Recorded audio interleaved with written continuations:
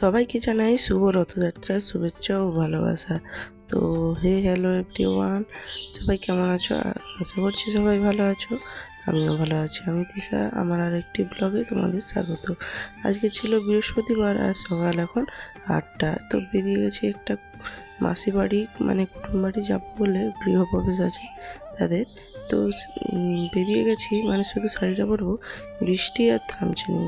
তারপরে যাওয়া আর হলো না বৃষ্টির জন্য। তো এখানে আবার চেঞ্জ করে নিয়েছি আর আমার মেয়েকেও চেঞ্জ করিয়ে দিয়েছি।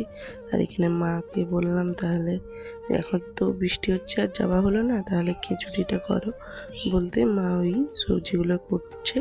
আর এখানে এই যে খিচুড়ির জোগাড়ও করা হয়ে গেছে। আমি তো খিচুড়ি রাঁধতে পারি না, তাই দেখছি বসে বসে মাই রান্না করছে। এইখানে হঠাৎ করে যেহেতু হয়েছে, কোনো সবজি ছিল না, তাই আলু আর পটল দিয়েই রান্না করা হচ্ছে। তোমরা কোনোদিন শুনেছো পটল দিয়ে হয়?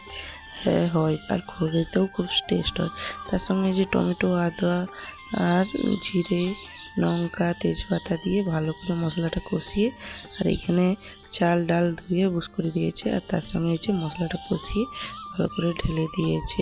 যেহেতু হঠাৎ করে হয়েছে তাই জন্য কোনো সবজি ছিল না, আর যেহেতু শীতকাল নয় বর্ষাকাল, কোনো সবজিও নেই। কিন্তু তার মধ্যেই এই কুমড়ো ওইগুলো দিলে বেশ ভালো লাগতো, কিন্তু যেটা আছে সেইটাই অনেক সুন্দর হয়েছে।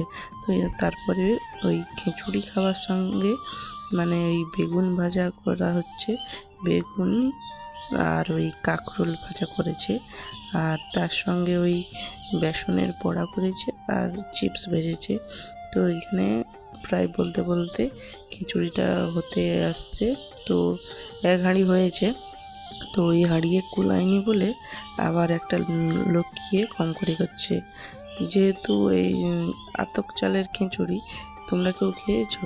আর এইখানে দেখো এই যে বেসনটা ভাজা হবে, আর এইখানে যে লাস্ট হয়ে গেছে খিচুড়িটা, আর এই যে ঘি দিয়ে দিচ্ছে। আর ঘিটা দিতে এত সুন্দর গন্ধ হয়েছে, কি আর বলবো, কালারটা দেখো কত সুন্দর এসেছে। আর সবাই খেতে বসে গেছে, লাস্টে আমিও বসে গেছি। এইখানে থালাটা সাজিয়ে এসেছি, দেখো কত সুন্দর। তো প্রথমে খেয়ে নিচ্ছি, খুব টেস্ট হয়েছিল। তারপর চামচ দিয়ে খাচ্ছিলাম, অতটা ভালো লাগছে না বলে আবার হাত দিয়ে সব রকমের পাঁপড় ভাজা, বেগুন ভাজা, কাঁকরোল ভাজা দিয়ে একবারে সবটা খেয়ে নিলাম। এত সুন্দর হয়েছে বৃষ্টি ভেজা মানে দিনে খিচুড়ি। তো তোমরা কে কে খেয়েছো অবশ্যই জানিও। Bye bye.